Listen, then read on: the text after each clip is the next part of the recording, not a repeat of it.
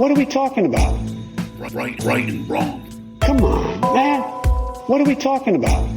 Right and wrong. Corn Pop was a bad dude. Whoa. Corn Pop was a bad dude. Whoa. Come on, man. What are we talking about? Right and wrong. Come on, man. What are we talking about? Welcome to Right and Wrong. This is the show where we try to wake up the woke by talking common sense about the issues of the day. I'm your host, Brian Ruka, and with me as always is my friend and yours, producer Juice over there, holding things down. What do you have to say to the people out there in the Right and Wrong audience this week, Mr. Juice? Listen, Canadians are watching very closely.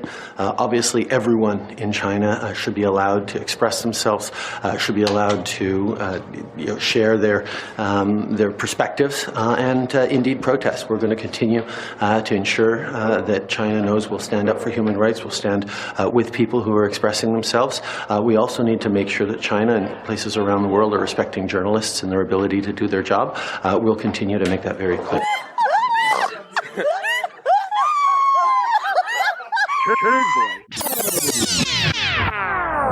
The federal government has invoked the Emergencies Act to supplement provincial and territorial capacity to address the blockades and occupations. Lying isn't good, and I hope you remember that the next time you think you're about to lie. Amen to that, brother. Absolutely. Keep coming strong with those every week, my friend. Well, today we got a jam-packed show as usual for you. We're going to be back on schedule this week. We have a lot of stories to get to. We're going to be talking about how it came out that Twitter, Elon Musk has released that Twitter really was suppressing stories and, helping shape the way the elections were going to go in the past. So we'll get into that story. We'll talk about how Mayor Adams and his brand of New York City, being a brand over there, is finally going to commit to rounding up the deranged homeless people living on the streets. We're also going to talk about Disney CEO Bob Iger coming back into the fold and how the more things change, the more they're going to stay the same. You know, he is putting a nice face on, talking about maybe trying to get out of the game of politics, but we all know that they have no such intentions. They're just going to be a little bit smarter about disguising it and hiding it in some of their content, I think. So we'll kind of get into that story as well. And then on our Come On Man segment of the day, we're going to go to Libs of TikTok to find another one of our pronoun pals out there. This time, it's a girl who literally trained her family on how to properly gender her. It, they, them, whatever she wants to go by. I'm not sure, but we'll get to that at the end of the show. So I guess it's that time when we need to bring in our good old friend, Mr. Ric Flair, because you know what time it is, people. It is showtime, baby. Woo! Showtime!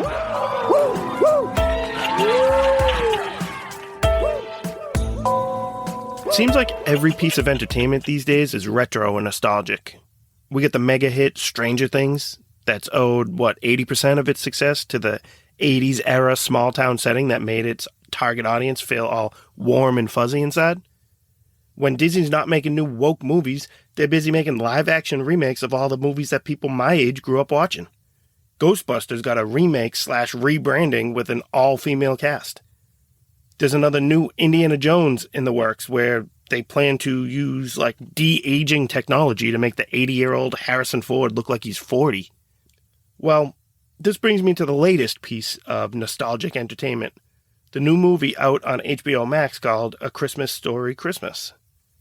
I would have never given it a try, but the future right and wrong accountant, the great Joskino, gave it a thumbs up, so I decided to give it a try. I'll admit, when the thumbs up came with an extra no woke nonsense from the Josk, any hesitation was quickly removed. The movie was enjoyable and hit all the right Christmas movie themes. I can confirm that the no woke nonsense was an accurate observation, which of course is a rarity these days. It would have been more likely for Flick and Schwartz to be happily married as opposed to bickering with each other still like they did when they were kids.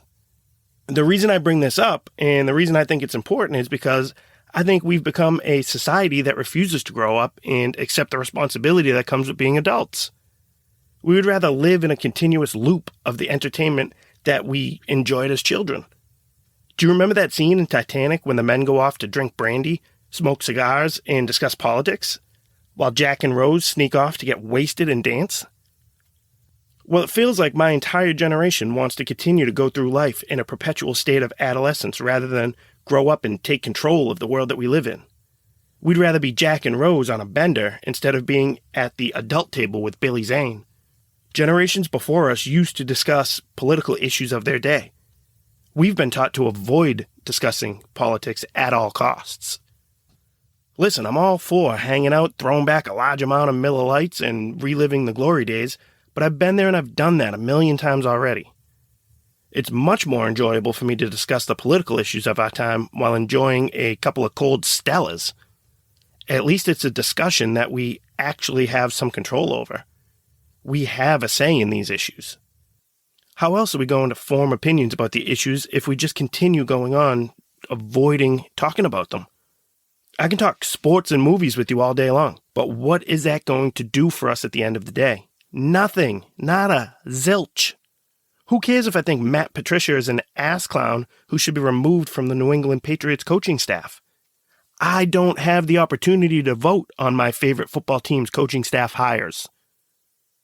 On the flip side of that, if you're willing to have an adult conversation with me about why I'm pro-life, then maybe you'd learn that it's not just because I'm a man who wants to control women's bodies. Maybe you'd think about a topic in a way that you've never considered before. And maybe you'd make me think in a way that I haven't considered before either. But at the end of the day, at least the conversation would be meaningful. At the very least, the people having those types of conversations will be able to use that information when they enter the voting booth. We have an 80-year-old dementia patient that we should be visiting in a nursing home as our president. The former president is pushing 80 and trying to run for re-election and has been in the public eye for 50-some-odd years already. The Speaker of the House is old as dirt and has had more work done on her face than Joan Rivers. When is my generation going to grow up and take control? We need to stop wasting our time reliving our childhoods and start realizing that we have the power to make our country a better place. But we need to start by actually talking about how to do it and why to do it. And at the end of the day, we need to get comfortable simply talking politics in polite conversation, as opposed to just talking about politics in over-the-top social media posts. Well, join me in a brandy, gentlemen? What a good idea. Yes.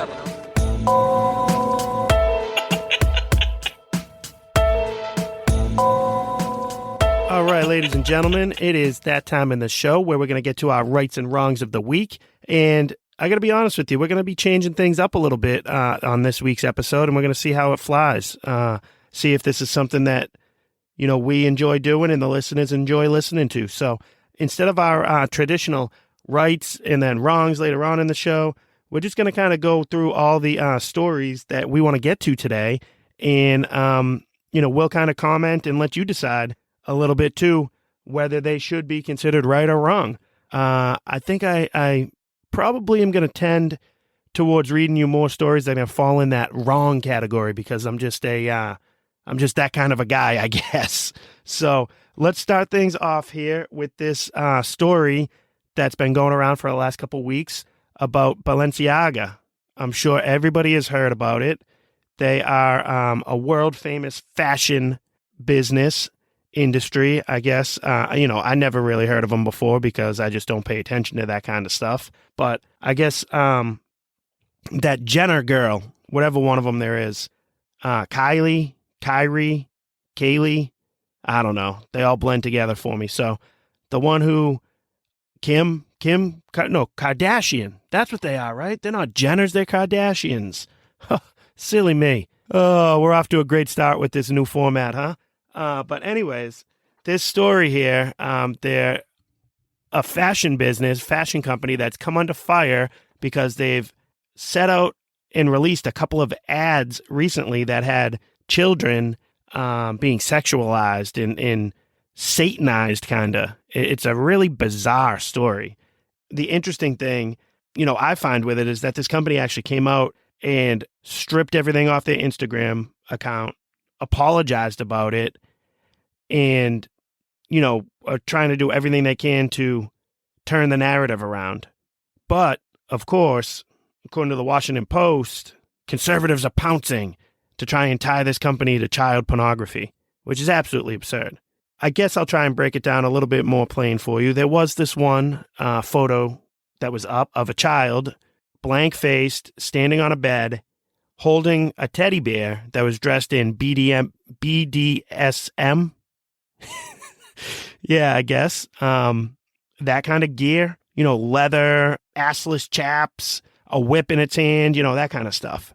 And it was bizarre and strange, and people started calling it out. And at the same time, they had another ad going on, another ad campaign that had a child in like a law office or just in an office. There were like documents out on the desk in front of the child or around the child, and one of them was about a Supreme Court ruling about pedophilia. So people were like, what the hell? And then since then, it's kind of jumped off even more. There's like people putting up like these crazy theory videos now. There's stuff up on TikTok. There's talk about they're using the symbol Baal, Baal, instead of the way that the word is spelled, Balenciaga, Balen. There's another ad that has the image spelled out Balenciaga. So I guess Baal is like a demon, Satanist, like something that people worship. So everybody's like, what the hell is going on with these people? And what are they doing? And it really, makes you open your eyes a little bit when you look at some of the people that are in control of things in this world today. And they're just not good people. And, I feel like us, like normal people, have gone through our lives like, oh, well, that's Hollywood for you. That's the fashion industry. That's, the movie business, like whatever it may be. But why do we accept these things? Why, like, if that's what this company is all about, if they're into exploiting children, and, we know that some of these elite people in the world were on Epstein Island, you don't think these people run in those same circles? Why do we give them our business? Why do people buy things from this company?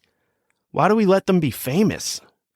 And it's just frustrating because I mentioned the Kardashians a few minutes ago.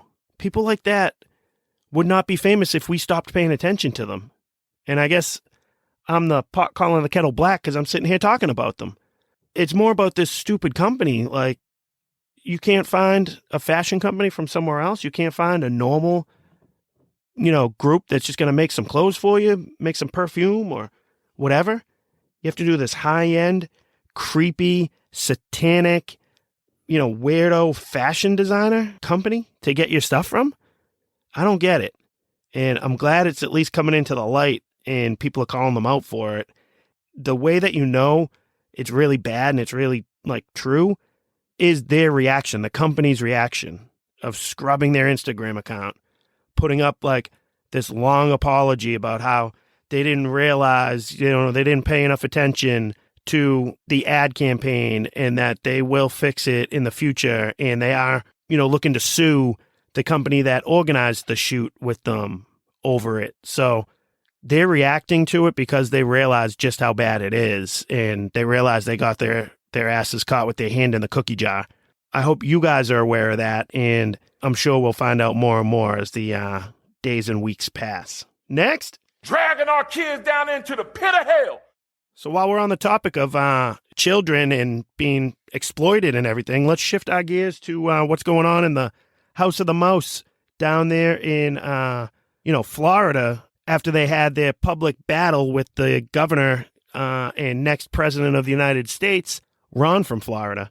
We'll see, what's going on with their company right now. And I guess I'll catch you up to speed. I know I've talked about it a lot on the show here, but basically, Disney World, the execs at Disney, the Disney company, not just Disney World, but the company itself, threw their hat into the ring and tried to challenge a law that was being passed in the great state of Florida by Governor DeSantis that was going to protect children under 8 years old, I think it was, third grade and lower. He was going to, the law basically protected those children from being taught LGBTQ relationship type of stuff in their classrooms. And the media quickly pounced on it. You see, we can do that too. You know, the left always does. Republicans pounce. But no, the Democrats pounced on the Republican governor, Ron DeSantis, and tried to say that he was pushing a bill called the, quote, "Don't Say Gay" bill. That's what they labeled it. And that's far from what the bill actually was. It literally was just, hey, if you're in the third grade or lower, we're not going to be teaching stuff in class about little Johnny having 3 mothers and little Billy having a mom and a dad and a third dad or a second dad that lives in the house, or his dad was a dad and now's a mom. Like, nope, none of those types of stories are going on in there. That story that got taught to my son in the 5th grade would not be allowed in that third grade or lower classroom. Personally, I think it should have gone further than that, but we got to take baby steps. So Disney, faced with backlash from their woke employees and the left media apparatus, decided to comment on it and make a threat about, pushing to get it removed or something along those lines. And DeSantis was like, go ahead, try it. I don't care. This is what's going to happen. And you know what? You are receiving a hefty amount of tax breaks and benefits from the government here in Florida to run your business here in our country. So you know what? We're just going to take those away too. And you can just be treated like a regular company if you, want to come out and enter the ring of politics here with us. And Disney was like, what? We're not used to this. And, there's been a backlash ever since. Their stock price has plummeted. They're completely bombing in all their movies that are coming out. Lightyear was terrible, had a lesbian kiss in it, and they replaced the actor Tim Allen, who voices Buzz Lightyear, because he's a conservative. They also fired Gina Carano for simply putting a tweet up. What else did they do? They just released a movie that has a 16-year-old boy falling in love with another boy. It has all these Go Green initiatives hidden in the, not so hidden in their agenda during the movie. And it even comes with a disabled dog in the film, in a biracial mom and dad. So they checked all the boxes during that one. And that movie tanked as well. So basically the company's just been going downhill. I was going to say slowly, but it's actually pretty rapid. They are crashing and burning. And it's because they're letting themselves get involved with politics. And obviously all these stupid companies, all these liberal arts types of places that are, in the Hollywood environment are going to be loaded with woke employees. That's just, the pipeline that they get that through schooling, through where they're hanging out, the colleges they're in, and then they get jobs in that industry and they just bring it with them. And there used to be adults in the room that would be like, hey, you know what? Well, we're not going to bring that into our company. You might have that in your own life. That's fine, whatever. But we're not going to, make our stock price tank and tell 90% of our audience that we don't align with their value system. They used to know that. So they fired their CEO, who was in charge during all this, and they replaced him with the man that he replaced, Bob Iger. So Iger came back into the company. He's going to be tasked with righting the ship, putting things back together. There was audio released by the great reporter, Mr. Chris Rufo, and he had some audio from Iger's address to, I think in-house it was. I was going to say stockholders, but I think it's just people in-house about, what his vision is going to be coming back. So I'd like to play a little bit of that for you and kind of, give you my opinion on what he's talking about. So, Juice, you got the clip number 1 for me? All right, another virtual question. What is your stance on the "don't say gay" situation? Well, first of all, our LGBTQ employees are very important to us, and we care deeply about them. That is a given. We also, when you tell stories, it's a delicate balance. You're talking to an audience, but it's also important to listen to an audience. It's important to have respect for the people that you're serving, that you're trying to reach, and not have disdain for it. That's a loaded response, I guess, huh? Pretty much, I mean, I take that as him saying, oh, we have disdain for you conservative, traditional families out there that typically would consume these nice, warm, fuzzy Disney family movies. But we've been taken over by LGBTQ activists who are trying to force feed their agenda down your throats, and they hate you and disdain you for not believing in the LGBTQ code of ethics and morals. So we're going to back off from that a little bit and just have to remind ourselves that you are our customers and we need to create content that's going to speak to you instead of forcing our beliefs and, judgments down on you. And he just said it a little bit more politely than I did and tried to make it sound pretty cool, but that's pretty much what he was saying. That one's a good one. And then I have one more that I'd like to play from that too and see what he had to say to this. So once again, this is Bob Iger answering questions about what he's going to do as the returning CEO of the Walt Disney Company. Juice, you got that one? Many cast members had wished that Disney stayed out of politics. Will Disney stay out of making political statements? I think there's a misperception here about what politics is. And I think that some of the subjects that have proven to be controversial as it relates to Disney have been branded political, and I don't necessarily believe they are. I don't think when you are telling stories and attempting to be a good citizen of the world, that's political. Now, that one I have a very big problem with. I have a problem with the one he said before, too, but just that general attitude. First, it starts off with the, like the sigh from him. I guess I have to answer this. And then he tries to talk, in this sophisticated manner and seem like he comes across as above it all. And this type of attitude and the people who try to talk about politics this way really, really frustrate me. And you guys all know somebody like this. I actually say that he's more in the majority and we are the ones who are in the minority here that want to talk about politics and realize that, politics is our daily life and everything we do is political because we live in a community and an environment together with other people. So, the decisions we make, the way things run, they all happen to be political. This man, on the other hand, wants to try to trick you into believing that when they force feed LGBTQ themes down your throat, when they have a cartoon character that's a man holding a box of tampons, that's not political. Excuse me, which of these products would you recommend? Well, these are the tampons I usually use. Thank you. I prefer pads. They're more comfortable for me. Thank you. I always get the ones with wings. Thank you. Get unscented and bleach-free if you can. Thank you. Yo, my daughter loves these. When they have a girl-girl kiss in a movie geared towards 8-year-old children, he wants you to believe that that's not political.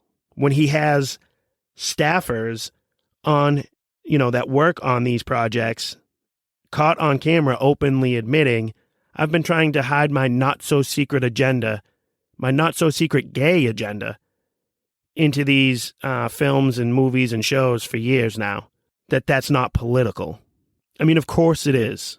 Everything we do together as a community, as a society, and Disney as a company, while you're marketing your products to our children, is political, my friend. So don't let him get up there and try and say that, I don't think that the backlash being caused here, I think it's being branded political, even though it's not really a political issue. We're just trying to make good citizens of the world. A citizen of the world? What are you talking about? We're here in America. They're American citizens. I don't care what you want to tell the citizens of the rest of the world, but here in this country, with us, here in America, we have a say in the political atmosphere. And, you're being taught a lesson right now at the stock market at the wallet. We're showing you how we feel about that by removing Disney Plus from our, list of things that we pay for. We're showing you how we feel about it by traveling and spending a boatload of money to go visit Disney World right now because you're the company who removed ladies and gentlemen, boys and girls, children of all ages from your parks. Are you bringing that back, Bobby? Because if you do, then I'll come back and visit again. I love the place. I am a Disney fanatic, but I wasn't being groomed the way you guys are trying to groom our children nowadays. Don't get up there and try and sit there with a straight face, trying to look all dignified and say, well, it's not really political. People are trying to politicize, just stuff where we're trying to create good citizens, make people good. And that's the man who has disdain for us because, us conservatives, us religious people, us just basically normal people don't want to teach our children that it's normal and rational and sane to be a man dressed as a woman, claiming to be a woman and holding a box of tampons, or to normalize kids having two daddies or two mommies or vice versa or whatever else other combination you want to have. Sorry, we're not trying to teach that to our children. Bob, don't kid yourself, man. It's 100% political. You know it, and we know it, and all you're going to do is try to hide it a little bit better than you did before. You had free reign for a long time there, and nobody called you on it, and now that people are noticing it, talking about it, and most importantly, showing you how they feel about it with their wallets, now you're going to pretend like, oh, it's not political. Not going to work, my friend. We're keeping a close eye on you, and we'll be happy to point it out when you are trying to hide it a little bit better going forward. Next. Gosh. All right, let's go with a couple of stories back to back coming up here that have to do with city politics. We'll start with the Big Apple here and the president of the brand himself, Mr. Mayor Adams, over there in New York. So what did Mayor Adams do? I'm glad you guys asked.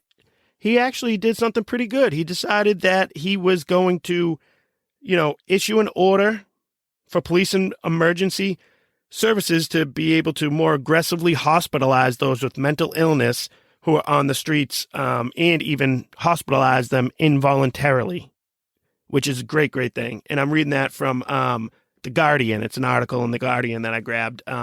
But the headline on it is awesome. It says, New York mayor plans to hospitalize mentally ill people involuntarily. And I say to that, bravo, Mayor Adams. Bravo. I think it's ridiculous that we don't do stuff like that for the mentally ill. If you have a mental illness, severe mental illness, enough that you're living out on the streets, you're either in serious trouble and seriously mentally ill, or your mental illness has turned you into like a drug addict, alcoholic, and that's why you're out there living on the streets as well. End of the day, it's not sane, it's not nice, and it's not looking out for their best interest to allow them to stay out there, to allow them to continue to spiral out of control. You think anybody's bettering themselves living out on the streets, living in a box? And we think it's okay because we just, it'd be too mean to grab that person and involuntarily commit them to a mental institution or to, some sort of rehabilitation center or whatever it may be. Obviously, when the people are mentally ill or addicted to something and they have control over it, they can check themselves out voluntarily. Of course they're going to do that. That's what continues to keep happening. So the only way to actually deal with situations like this is by doing what Mayor Adams is doing here and forcing it to be out of their control. They don't have the right to continue to degrade themselves and wilt away and live in filth and squalor. So I love that we're going to do this. Personally, I wish we could go back and get mental institutions back up and running the way they used to be when, Jack Nicholson was staying in one with the chief. I think that was great. And the key factor in it all is it has to be involuntary.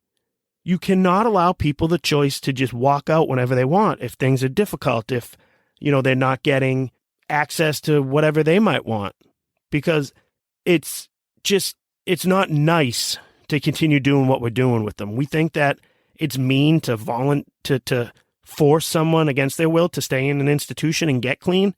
I think it's mean and cruel to not force them to do that, to allow them to continue to make bad choices and to live in filth like that and to live out on the street. All these people that feel bad about wanting to, force them into an institution would be the same people that are going to step over them walking down the street or cross the street to avoid them when they see them out there, or not bring their children down a certain area because that's where all the homeless are laying around and huddled up in masses. So don't get all high and mighty thinking that you're this great person because you don't want to force somebody into an institution. You're actually making things worse by holding that mindset. Next. I want to tell you guys something. You just don't want to learn anything. All right, this story, I told you we were going back-to-back city stories. This one's going to be from Boston.com, back to my old stomping ground. And one of the stars of this article is going to be one of my favorite people to mess with on Twitter, Counselor Julia Mejia. Julia Mejia, I think that's her name. But she has the tendency to wear these horribly ugly, hideous berets. I think that's what they're called, those French-looking hats. Oui. She has one in like every color you could see, hanging off the side of her head. I told you guys, I used to work for the city of Boston. I used to work security. So, when somebody would use their ID badge to enter the building, it would pop up on a screen. And she even had her ID badge, her personal ID for the city of Boston, wearing a hat in the picture. What special treatment that is, huh? Absolutely absurd. But anyways, this story here from Boston.com, the headline says, Boston takes step toward lowering voting age to 16 in city elections. The city council voted 9-4 to advance a proposal that would change the age required to vote in local level elections.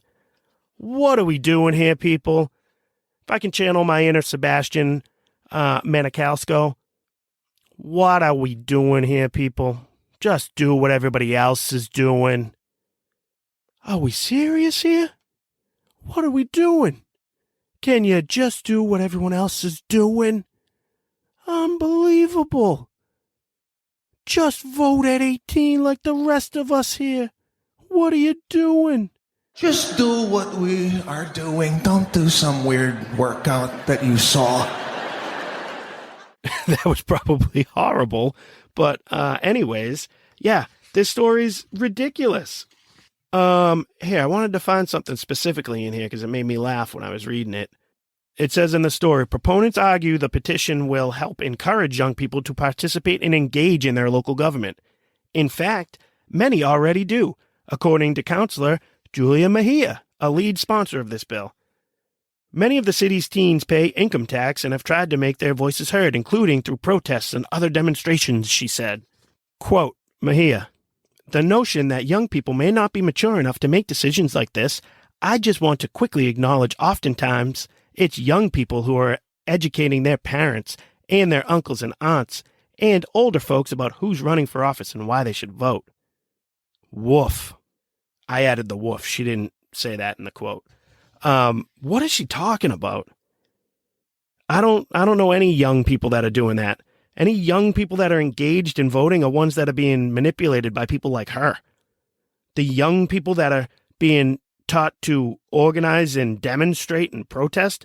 I remember when a bunch of kids got to leave school because a former city councilor in Boston, Tito Jackson, used them as a prop to go march down to the State House and to Government Center at City Hall about I don't even know what the protest was about. It was foolish. But what kid in high school isn't going to leave school when a grown adult, politician encourages them to do it, to walk out and actually tells them that they're strong, heroic, and smart by doing it? Any kid would just walk out of school if they think they can do that. It's a get out of jail free card. It's these politicians that exploit people that are that young and impressionable, make them think that they, this is the way to make their voices heard and to have a say, when in reality, the way to make their voices heard is by being in school, getting their education, and reading and paying attention to what's going on. They can still pay attention, take part, and engage in the political environment. They just can't go and vote yet because their minds aren't fully developed yet. And if you ask me, it's going the wrong way. I want to make it from, 18 up to 21. These kids are so immature and so ridiculous, I think, when they're coming out, that they're not ready at that point to look at things reasonably. They're not. And to lower the age would just be a travesty and an absolute joke. And, a little side part of this that I wrote it to Counselor Mejia on Twitter, actually, and a little bit tongue-in-cheek, but, it is an actual concern of mine, too. But by lowering the voting age, if they start making this a regular thing, down to 16, 17, 15, is this their first step in trying to get us to accept children as adults at younger and younger ages, and in turn start allowing them to be more sexualized at a younger age? I mean, what was the first story we talked about, the Balenciaga stuff? They're already trying to exploit and sexualize our children. They're already doing it. Disney, that's a story we just covered too. What about these transgender surgeries and stuff like that? They keep they're offering it to children that are 16, 17 years old, mutilating their body parts. And one of our only defenses from, the stuffy conservatives, the Mitt Romney type conservatives, well, they're not of legal age to consent. What better way to get them to consent than just by lowering that age of consent? And it starts by, letting them vote at a younger age. Then you can say, oh, well, we're letting them vote on issues. They're 15, 16 years old and they're voting on these issues. Only natural to allow them to now act on these things too. I mean, how can you let them vote, but you can't even let them, chop their own penises off? That's ridiculous. So now that's the new age of consent. And if that's the age of consent to mutilate your body, that must be the age of consent to have sex with a grown-up. That must be the age of consent to marry someone if you want. It's all just about love. Love is love, right?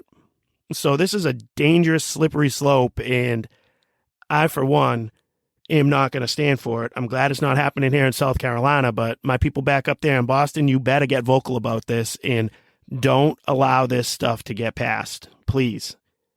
Next. All right. So the last story we want to get to in this segment here today is maybe the most important one. So I'll learn a lesson if I buried it in the end, but kind of relates to a lot of the stuff we have touched on so far. So that's why I wanted to, save this one. But it is the bombshell report coming out about what's going on in Twitter right now. And, I had a story, I had it printed out from a couple of days ago from, where was this one from? From The Guardian. And that one's not even as relevant anymore because more information has come out. But basically, Elon Musk is unleashing all the old files on as to what happened with the suppression of information over at Twitter. And rightfully, like we predicted, and like it was pretty obvious, these leftists that were in control of that company. And when I say leftists as a group, I mean like all the people working in there. It's probably 90% Democrat, and not just your standard, center left Democrats. These people are like progressives, like young, progressive, idealistic, college brainwashed kids still in positions of power in that company. And they suppressed information in order to affect an election. Plain and simple. That's what happened. We all saw it happen in real time. At least we're getting the proof now to show us, what our eyeballs already could tell. And that's why they hate Elon Musk so much. That's why they fear him so much, because he's pulling the curtain back. Pay no attention to the man behind the curtain. Believe me, we're paying plenty of attention to what's going on. So some of the stuff I want to read from is actually an article in the Daily Wire, and the headline is, Musk releases Hunter Biden files, tweets deleted at behest of Team Biden, Exec was key behind censorship decision. So this whole story is basically a series of tweets that got released from a reporter, Matt Taibbi, I think. Taibbi. I don't know. I butchered that name, I'm sure, but he has a Substack, and he, he got the access to go through all the material and released like a thread of tweets and has a story up about it. And what did Musk say? Oh, Musk quote tweeted the guy's original thread and just wrote, "Here we go." All right. So in the story, it began by explaining that the company was slowly forced to add tools for controlling speech that were designed to combat the lies of spam and financial fraudsters. But slowly over time, Twitter staff and executives began to find more and more uses to these tools. Outsiders began petitioning the company to manipulate speech as well. First a little, then more often, then consistently. By 2020, requests from connected actors to delete tweets were routine. One executive would write to another, "More to review from the Biden team." The reply would come, "Handled." Wow. I mean, we know about the Hunter Biden story and how that was suppressed. And you're just seeing that, like I said, everything we had thought and predicted is exactly what was happening. That's what they were doing. Back to the story here. It says celebrities and unknown alike could be removed or reviewed at the behest of a political party. Both parties had access to these tools.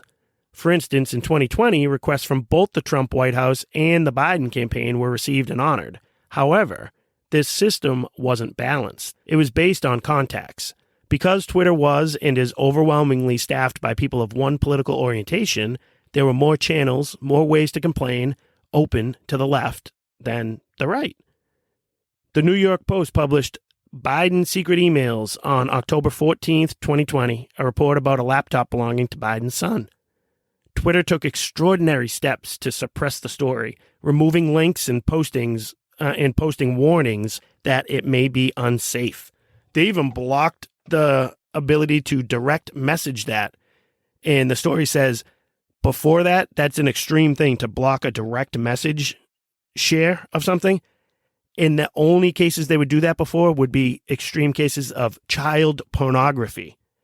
So simply sharing a story from the New York Post was on the same grounds as child pornography.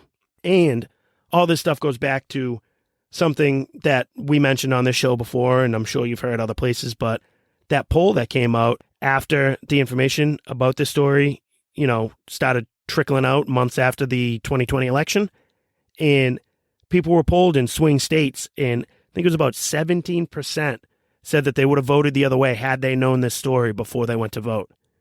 That would have changed the election. Twitter and the far left progressive extremists stole an election. That's what they did. And the problem with President Trump and the way he articulates this is he still talks about it as like a complete, just messed up the count, fraud, like that type of way, which I'm sure some of that might have happened too. But I believe it was stolen idealistically like this and through controlling the flow of information. So we affected that election the same way the Chinese Communist Party affects the elections in China by just allowing its citizens, controlling what its citizens can and cannot see or have access to or have knowledge about. What better way to get somebody to vote for you than if they don't realize how manipulative and destructive and corrupt you actually are? And all they see Orange Man bad all day on the news, talking bold and crash and combative with the media who's trying to egg them on all the time. That's all they see from that side. And then all they see is Grandpa Joe squeaky clean hanging in his basement. They don't find out that he's really the big guy getting kickbacks from his drug addict son while he's running around the globe getting bags of cash for his daddy's influence. That's effed up, people.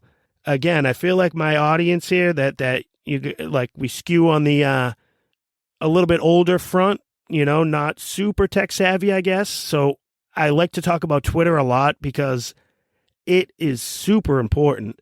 And even though all of us might not be on it, or, some of you out in the audience might not be Twitter users, that is where most conversation happens. Most people get their news stories. That's where the public influence is strongest. So when one side of the aisle gets suppressed on that platform and you only hear the bad things about them and good things from their opponents, it can really, really, really do a number on what people's point of view are when they go into a voting booth. So that's why Twitter is so important. That's why the left is freaking out so much about Elon Musk's takeover of Twitter. And that's why it's a good thing that he's releasing stuff like this, so we at least are aware of it. Normal people can start to realize that us conservatives, we're not just paranoid conspiracy theorists with tinfoil hats on, doing podcasts from their wardrobe closet. I'm not talking about anybody in particular. I'm not looking in a mirror at all right now. I promise you that. So that's why Twitter and all these stories are so important. So please keep paying attention to that one. And the last thing to tie a bow on this, I'm just going to scroll to the end because I did think this was kind of cool too. I know this story is coming from the Daily Wire, and you guys know I love the Daily Wire. I'm a big, big fan. But at the end of the article, it says, the Daily Wire reported 4 years ago that Twitter was taking action against accounts at the behest of political parties. This is a breaking news story. Refresh the page for updates. I love that because they've been saying this for years. 4 years ago, they said. That's awesome.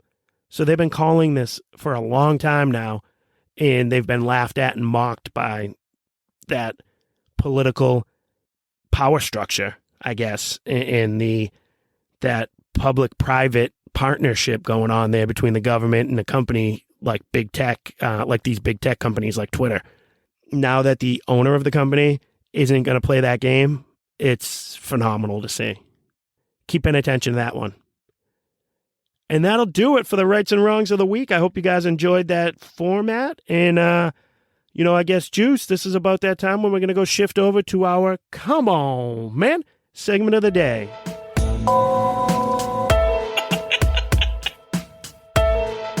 And before we jump into that, come on, man, I do want to just remind you guys, please, please, please hit that like button underneath wherever you're listening to us. Hit the subscribe button so that you get notifications whenever we post our new content. I know we've been a little inconsistent with our schedule lately. We're busy guys. We have full-time jobs. We both have 2 crazy kids, 2 awesome wives who are definitely not crazy at all. And holidays and travel just like the rest of you guys. So, please don't scold us too much for our inconsistent schedule lately. But, definitely give us a follow.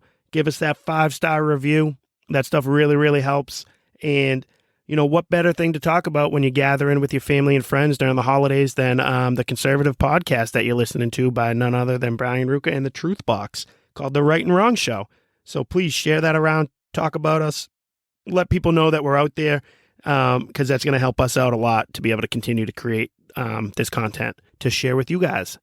So with that being said, let's go on to your favorite segment, the, always fun, always popular, Come On, Man segment of the day. And, for those of you who've been with us since the beginning, you know that this segment is designed to find somebody out there that says something just so ridiculous, so out of left field, so absurd that pretty much the only thing we can say to them is, come on, man. So without further ado, let's get to today's star of the segment. Juice? For all of your love and care on my last post, here's my update. Sorry for the delay. My life is chaos on how I clicker trained my family to get my correct pronouns now that I'm a trans person. So first of all, a lot of people are asking what treat I was using. If you don't know, for circus dogs, when they do something that we like, we click that behavior and then we give them a treat. I did not use it as a positive marker like that for my family because I'm not going to treat them for basic human decency. I instead used it as a negative marker. So every time they said she, I would click so that they would start to associate a click with a she in their head and would start to automatically self-correct. I forgot to take into account the fact that I have an auditory processing disorder and live at like a 15-second delay from everybody and everything else. And so I wasn't able to click as much as I wanted to, so it wasn't super effective on that aspect. I think I'm going to need a new invention that counteracts auditory processing in order to get that right. But I did explain to them what this was for and why I was doing it, and then I carabinered it to my hip at all times. And I definitely had several occasions where a family member would start to say something, look at it, pause, and then purposefully gender me correctly. And that happened at least 3 or 4 times. So it was effective, but not entirely. So there's my update for you. Do you guys understand what that lunatic was just talking about? She's sitting there saying that she clicker trained her family to correctly pronoun her or whatever. So she walked around with a clicker on her hip, and every time people called her she would click the thing at them. Click, click, click, click, click. That's wrong. Anytime they called her something else, I guess, she would positively reinforce them. I don't know. She said she didn't want to give them a treat for doing it correctly because it's just human decency. But human decency to me would be tell her to get that stupid clicker out of my face and go sit in your room until you're ready to converse and be normal with the rest of us, you weirdo. Like, what are we doing here? If I showed up to a family party and someone tried to tell me to do that with a straight face, I'd laugh at them. I'd say, oh, she'll be okay. Yep, no problem. And I would just keep doing it quick enough where she wouldn't be able to keep up with me because she does say that she suffers that, what was it? Respiratory. That's not right. Reactionary. I don't even know what she's talking about. She's making words up on us now, I guess. Either that or I'm just that dumb. I just didn't know what she was talking about. But either way, I'd have the upper hand because I can quickly process my thoughts and actions and do things, that she wouldn't be able to keep up with me. Like, oh, she's over there. She's doing a little bit over there. What else can she do for you? Do you need anything from her? She's going to get you that right away. Hey, ma'am, can you pass me that that plate of mashed potatoes over there? Hey, miss, can you pass me the salt? Somebody grab her and ask her to pass the drinks down. Can you guys ask that girl over there to pass me the chutney, please? Sure, yeah. Hey, miss, I'll take the squash when you got that. And she'd be trying to keep up clicking with me, and she wouldn't be able to do it because she's, processing things at a 15-second delay. So, she might get a click in on me eventually, but I'd be like, hey, what'd I do? What do you mean? Oh, no, that was a while ago. I was talking to you. I was talking to that girl. I was talking to her. I was talking to this one, miss. Don't worry about that. I would have a field day with this girl. She would probably not like that all too much. I mean, what are we doing here?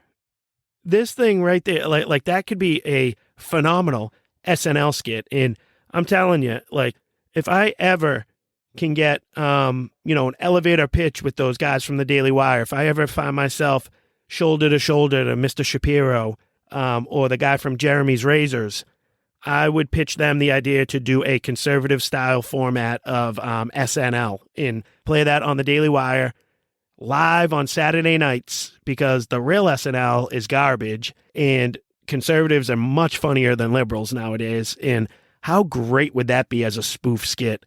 This ridiculous trying to train their parents into clicking along with the right pronouns to her. And then you just get that uncle who comes in not playing the game, making her melt down. Oh, it'd be awesome. I actually can't keep up with you guys. I'm on a 15-second delay here, so, bear with me on my clicks. But if you call me the correct pronoun, I'll give you 2 clicks and a piece of cornbread. And if you're wrong, I'll get you a click and you have to eat the weird stuffing over there. Okay? Get out of here with that nonsense. I am so sick of these pronoun clowns that, we have to continue to just keep making fun of them like this because that's what they deserve. They're putting their mental disorders out there in the public eye and expecting us to just go along with it. And I'm sorry, you might think I'm mean. You might think this is rude, but it's much more compassionate than anybody that was at that gathering with her that went along with that and allowed themselves to be trained like a dog by their weird, confused, mentally ill niece, daughter, sister, cousin, whatever she is. We need to wake up and, I say it all the time, but we gotta stop going along with this nonsense. So for that weird girl who thinks she can train humans, you, my friend, have earned yourself one big old fat classic. Come on, man. And that's our show for today. Thank you guys so much for joining us. Look forward to speaking to you next week. And I guess that's all I have to say to you. So, thanks for having me. The Right and Wrong Show is produced by Juice. Executive producer, Juice. Audio mixer is Juice. Hair by Skull Shavers. Wardrobe and makeup by Ashley Ruka. Right and Wrong song created by Juice. The Right and Wrong Show is copyright 2022 from Brian Ruka.